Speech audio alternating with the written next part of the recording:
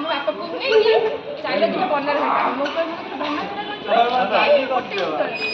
ବନାରଘାଟା ଯିବା ଏଇଥିପାଇଁ ଯେ ତମ ଦି ଜଣଙ୍କୁ ଯିବେ ଶାଢ଼ୀ ବିକ୍ରି ଲେଖିଦେବି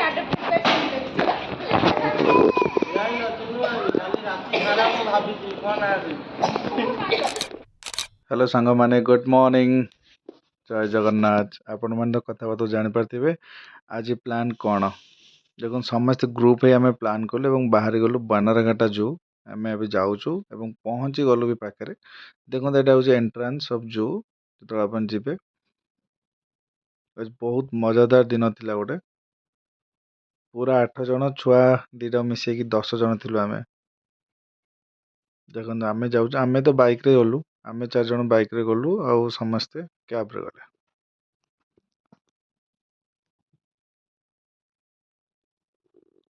जू एंट्रांस रे आपन एमती सब स्ट्रीट साइड शॉप्स मिल जिवो आउ राइट साइड आपनकर बीएमटीसी बस स्टैंड बहुत बड़ बस स्टैंड आउ सेठू सब आडू कनेक्शन रोज बस स्टैंड आम एबे पार्किंग रे पहुंची गलु देखंतु बिकुर रॉयल एनफील्ड हंटर पार्किंग हो गला केते भिड़ हो गलानी सकाळ सकाळ हम पहुंचलु 11टा 11:30 सुधा तथापि केते भिड़ देखंतु आमे जे पूर्व से माने कैब रे पहुंच जाइतिले मो पुओ को गोटे खोला स्पेस मिल जाइए आप जानते खोला स्पेस माने से पागल हो पूरा दौड़ा स्टार्ट कर बस स्टैंड भितर दौड़ा स्टार्ट कर दे देखो समस्ते एकजुट है आम चलू टिकेट्स बुकिंग करने ये गोटे नुआ है मोर थर्ड टाइम बनारघाटा जू रे यहाँ नाला ये गोटे जमती गोटे फोटो पॉइंट समस्ते फोटोस नहीं पारे ये बहुत बढ़िया लगुच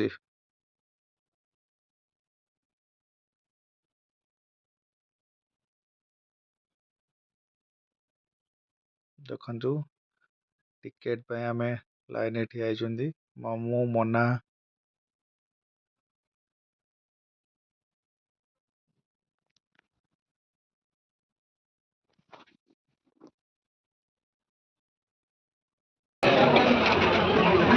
ticket ready let's go ticket हो गला समस्त एबे हम लाइन दबु सफारी कारण आप जू जाऊँ सफारी न कर मजा आसबनी सफारी मजा गोटे अलग टाइप रो कारण आप जंगल भितर बुलिबे आउ पाखुरु देखिबे लायन टाइगर बियर देखो आम समस्ते सफारी लाइन के जाऊँ पाग टे ठंडा थिला सकाळु तेणु नन एसी सफारी बुक करछु समस्ते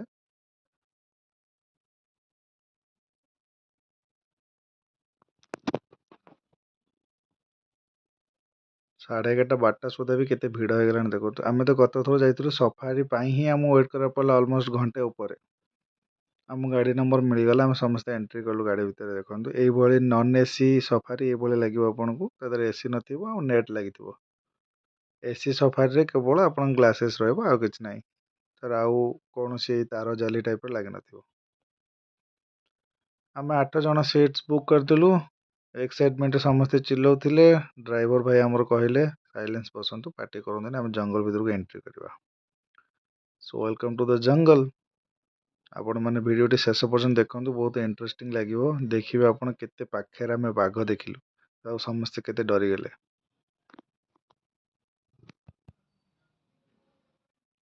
देखो जंगल भीतर दृश्य केते सुंदर लगुच सहर व्यस्तबहुल जीवन रू किसी समय बाहर कर आप जंगल बुली जाऊँच फुल रिफ्रेश फिल करेंगे बहुत रिलैक्स भी फिल करेंगे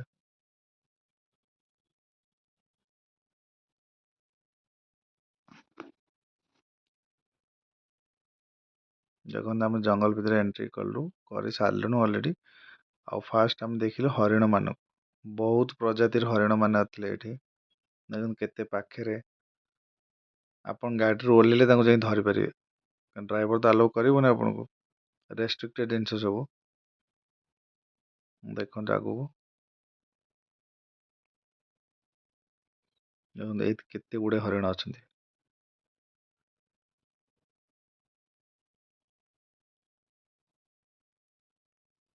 हरिण मान तो शाकाहारी प्राणी से घास खाऊं देखो गोटे गजा हाथी एठी केते बड़ हाथी ବହୁତ ପାଖରେ ଆପଣମାନେ ଦେଖିପାରୁଥିବେ କ୍ୟାମେରାର କେତେ କ୍ଲୋଜନେସ୍ ଆଉ ବହୁତ ପାଖରେ କେବଳ ଏଇ ତାର ଜାଲି ଗୋଟେ ଡିଷ୍ଟାନ୍ସ ନହେଲେ ଆଉ କିଛି ବି ନାହିଁ ତା ସେପଟେ ସେମାନେ ଏଠି ଗ୍ରୁପ ଅଫ୍ ହାତୀ ଖେଳ ଚାଲିଛନ୍ତି ବହୁତ ବୁଢା ହାତୀଟେ ଦେଖନ୍ତୁ ବହୁତ ବୟସ ହେଇଗଲାଣି ଲାଗୁଛି ଏପଟେ ଆଉ ଗୋଟେ ହାତୀ କି ଦେଖନ୍ତୁ ବସ୍ ଭିତରେ ଗୋଟେ ହାତୀ ଛୁଆ ରହିଯାଇଛି ସିଏ ହୁଲୁସ ତୁଲୁସ କରୁଛି ପୁରା ବସ୍ ଭିତରେ ହଁ ହାତୀ ପରେ ଆସିଲା ଭାଲୁ ଦେଖନ୍ତୁ କେତେ ପାଖରେ ଭାଲୁ ସିଏ ତାର ବାଉଁଶ ବୁଦା ମୂଳେ ବୁଲୁଛି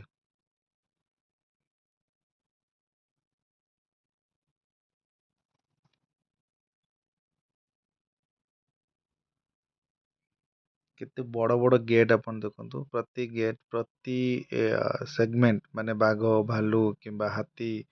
କିମ୍ବା ଅନ୍ୟ ବନ୍ୟଜନ୍ତୁ ତାଙ୍କର ସବୁ ଗୋଟେ ଗୋଟେ ଏରିଆ ବଣ୍ଟା ହେଇଛି ସେଇ ହିସାବରେ ବଡ ବଡ ଗେଟ୍ ବନା ଯାଇଛି ସେ କେହି କାହା ଏରିଆକୁ ପ୍ରବେଶ କରିପାରିବେନି କି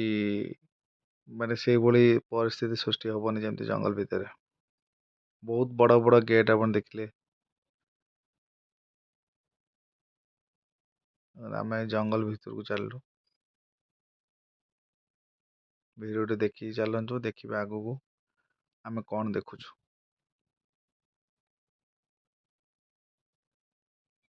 ଦେଖନ୍ତୁ କେତେ ବଡ ବଡ ଗେଟ୍ ଆପଣ ମାନେ ଟିଭିରେ ଦେଖିଥିବେ ନହେଲେ କିଏ ବି ଯାଇଥିବେ ଯଦି ଦେଖିଥିବେ ଜେଲ ମାନଙ୍କର ଯୋଉ ଲମ୍ବା ଲମ୍ବା ଉଞ୍ଚା ଉଞ୍ଚା ଗେଟ୍ ଥାଏ ସେଇ ଟାଇପର ଗେଟ୍ ହେଇଛି ଏପଟେ ଗୋଟେ ଲାଇନ ଦେଖନ୍ତୁ ଏ ସାଇଡ ରେ ବୁଲୁଛି ସେପଟେ ବୋଧେ ଏଇ ଯୋଉ ଫରେଷ୍ଟ ଗାର୍ଡ ମାନଙ୍କର ଘର କିମ୍ବା ଗଭର୍ଣ୍ଣମେଣ୍ଟ ଅଫ କର୍ଣ୍ଣାଟକର କିଛି କ୍ୱାର୍ଟର ସେଠି ଅଛି ଫରେଷ୍ଟ ଡିପାର୍ଟମେଣ୍ଟର ତା ପାଖରେ ପୁରା ଯୋଉ ବୁଲି ଚାଲିଛି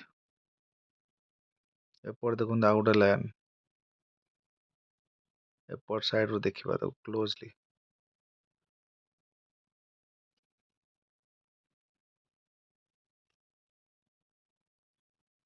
ଏପଟେ ବି ଆରାମ ସେ ଆମ ଗାଁ ମାନଙ୍କର ଯେମିତି ଗୋଟେ ଗୋଟେ ମଣ୍ଡପ ଥାଏ ସେମିତି ଖାଇ ପିଇ ଖରାବେଳେ ଶୋଇଛି ଦେଖନ୍ତୁ ଲାୟନ ଆଉ ଗୋଟେ ଲାୟନ ଇଏ ବି ବହୁତ ବୟସ ହେଇଗଲାଣି ଏ ଲାୟନ କୁ ଚାଲିବା ଷ୍ଟାଇଲ ଶରୀରରୁ ଦେଖି ଜଣା ପଡୁଛି ଦେଖନ୍ତୁ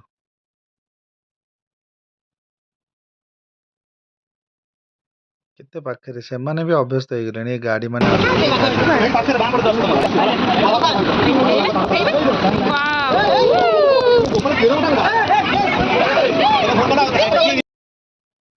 ଦେଖିଲେ ଆପଣ ସେ କଣ ଥିଲା କେତେ ବଡ ବାଘଟେ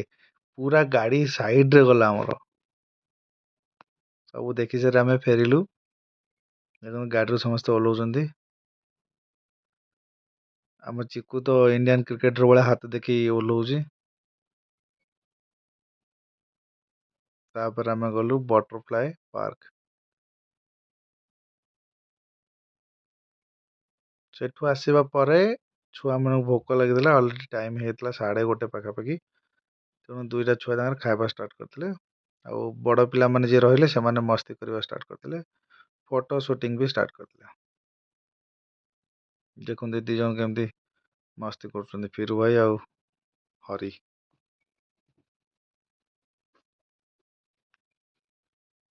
ମୋ ପୁଅ ଚିହ୍ନା ଅଚିହ୍ନା ମାନୁନି ସମସ୍ତଙ୍କୁ ଯାଇ ଟାଣି ପକଉ ସମସ୍ତଙ୍କ ପାଖକୁ ପଳଉଛି ଦୌଡ଼ିବା ଷ୍ଟାର୍ଟ କରିଦେଲା ଖାଇସାରିଲା ପରେ ଦେଖନ୍ତୁ ଏ ଫଟୋରେ ତ ଆମେ ସମସ୍ତେ ଅଛନ୍ତି ଟିକେ ଭାବିଲେ ଆମ ଫଟୋ କିଏ ଉଠେଇଥିବ ଦେଖନ୍ତୁ ଏଇ ଯୋଉ ଭଦ୍ର ବ୍ୟକ୍ତି ଏବଂ ତାଙ୍କ ଧର୍ମପତ୍ନୀ ଅଛନ୍ତି ସେ ଆମ ଫଟୋ ଉଠେଇଛନ୍ତି ତାପରେ ପାଖରେ ଗୋଟେ ମାର୍କେଟ କମ୍ପ୍ଲେକ୍ସ ଅଛି ଆପଣ ମାନେ ଯାଇଥିବେ ବନରଘାଟା ଯୋଉ ଦେଖିଥିବେ ସେଠି ସବୁ ଅଥେଣ୍ଟିକ ଜିନିଷ ମିଳେ ଆପଣଙ୍କର ଉଡ୍ ମେଟେରିଆଲ ବହୁତ ମିଳେ ସେଠି ବହୁତ ବଢିଆ ମାର୍କେଟ ସେଠି ଛୋଟ ଛୁଆ ପାଇଁ ସପିଂ କରିବା ପାଇଁ ସେ ମାର୍କେଟ ଭିଜିଟ କଲୁ କାହିଁକି market and zoo interconnected ଏପଟେ ଜୁ ସେପଟେ ମଝିରେ ମାର୍କେଟ ସେପଟେ ବସଷ୍ଟାଣ୍ଡରେ ଯୋଉମାନେ ଓହ୍ଲାଉଛନ୍ତି ସେ ଡାଇରେକ୍ଟ ମାର୍କେଟ ଦେଇକି ଆସିବେ ନହେଲେ ସଇଲା ପରେ ମାର୍କେଟ ଦେଇକି ହିଁ ଯିବେ ସେଇ ହିସାବରେ ବନା ହେଇ ସମସ୍ତେ ସପିଂ ବି କରିପାରିବେ ଏ ଯୋଉ ସବୁ ଦେଖୁଛନ୍ତି କେତେ ବଢିଆ ବଢିଆ ଆର୍ଟ ଟାଇପ ର ବନା ହେଇଛି ସବୁ ଜିନିଷ ସବୁ ଉଡରେ ଦେଖନ୍ତୁ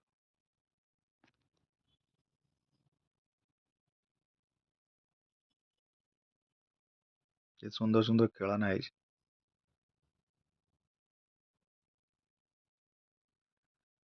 ପୁଣି ଆସିଲୁ ଜୁ, କାରଣ ସଫାରି ସରିଥିଲା। ସପିଂ ମଲ୍ ବୁଲିଲା ପରେ ଜୁ ଆସିଲୁ। ଜୁରେ ବଗି ବୁକ୍ କରାଗଲା, କାରଣ ସମସ୍ତେ ଟାୟାର୍ଡ଼ ହେଇଯାଇଥିଲେ, ଆଉ କେହି ଚାଲିକି ବୁଲି ପାରିବେନି। ଆପଣ ଦେଖନ୍ତୁ ଏଇଟା bogie ticket counter. Per head 100 rupees ଆପଣ ଦେବେ, ଗାଡ଼ିରେ ବୁଲିବେ ଆପଣ। ଯୋଉଠି ଯାହା ଦେଖିବା କଥା ସେ ରଖିବେ। ଜୁ ବୁଲା ସରିଗଲା, ଭୋକ ଲାଗିଲାଣି ସମସ୍ତଙ୍କୁ। ସମସ୍ତେ ଆସିଲେ ପାଖରେ ଥିବା ଏକ ରେଷ୍ଟୁରାଣ୍ଟ। ଯେହେତୁ ଗୋଟେ ରେଷ୍ଟୁରାଣ୍ଟ ପାଖରେ ଅଛି, ସେ ରେଷ୍ଟୁରାଣ୍ଟ ଭିତରେ ଆପଣ ପାଦ ପକେଇ ପାରିବେନି, ଏତେ ଭିଡ଼। ସୋ ୱେଟ୍ କରିବାକୁ ପଡ଼ିଲା ଆମକୁ ଘଣ୍ଟେରୁ 1.5 ଘଣ୍ଟେ। କ'ଣ ଖାଅ, କ'ଣ ଭିଡ଼ କ'ଣ ଏତେ ଗୁରେ? ବହୁତ ଲୋକ, ଗୋଟେ ହୋଟେଲ ସ୍ପେଶାଲ ହୋଟେଲ, ବହୁତ ଲୋକ। କ'ଣ କରାଯିବ ତାହେଲେ? ଆମେ ଗୋଟେ ହୋଟେଲ ଖୋଲିବା। ଫିରୁ ଭାଇଙ୍କ ମତାମତ ଆପଣ ଶୁଣିଲେ, ତାଙ୍କର କ'ଣ ମତାମତ ରହୁଛି ହୋଟେଲ ଭିଡ଼ ପାଇଁ। ତେଣୁ ସେ ପ୍ଲାନ୍ କରୁଛନ୍ତି ଗୋଟେ ନୂଆ ରେଷ୍ଟୁରାଣ୍ଟ ଖୋଲିବେ ବୋଲି ସେ ପାଖରେ। ଦେଖନ୍ତୁ ଖାଇବାରେ ତ ମଜା ଆସିଗଲା। ୱେଟିଂ ତ ଆମକୁ କରେଇଲେ ହୋଟେଲର ମ୍ୟାନେଜମେଣ୍ଟ, କାରଣ ବହୁତ ଭିଡ଼ ଥିଲା, ସିଟ୍ ମିଳୁନଥିଲା। ଆମେ 7 ଜଣ ଥିଲୁ, କିନ୍ତୁ ଖାଇବା ସର୍ଭିଂଟା ବହୁତ ଜଲ୍ଦି ହେଇଗଲା। ସମସ୍ତଙ୍କୁ ଭୋକ ମରି ନହେଲେ ଯାଇଥାନ୍ତା, ଲେଟ୍ ହେଇଥିଲେ। ସମସ୍ତେ ଆରାମସେ ଖାଇଲେ, ଖାଇବା ବହୁତ ଟେଷ୍ଟି ଥିଲା। ଟିକେ ହାଇ କଷ୍ଟ ରହୁଛି, କାରଣ ଦୂରରେ ସହର ଠାରୁ ରେଷ୍ଟୁରାଣ୍ଟ ଚଳିବ, ଏତେ ବି ନୁହଁ। ବହୁତ ଭଲ ଲାଗିଲା ଟ୍ରିପ୍ଟା, ଆମେ ବି ବହୁତ ଏନ୍ଜୟ କଲୁ। ଖାଇସାରି ସମସ୍ତେ ଘରକୁ ଫେରିଲୁ। ଆଶା କରୁଛି ଆପଣମାନଙ୍କୁ ଆମର ଜୁ ଟ୍ରିପ୍ଟା ବହୁତ ଭଲ ଲାଗିଥିବ। ଚ୍ୟାନେଲକୁ ସବସ୍କ୍ରାଇବ୍ କରନ୍ତୁ, ଲାଇକ୍ ଏଣ୍ଡ ସେୟାର କରନ୍ତୁ।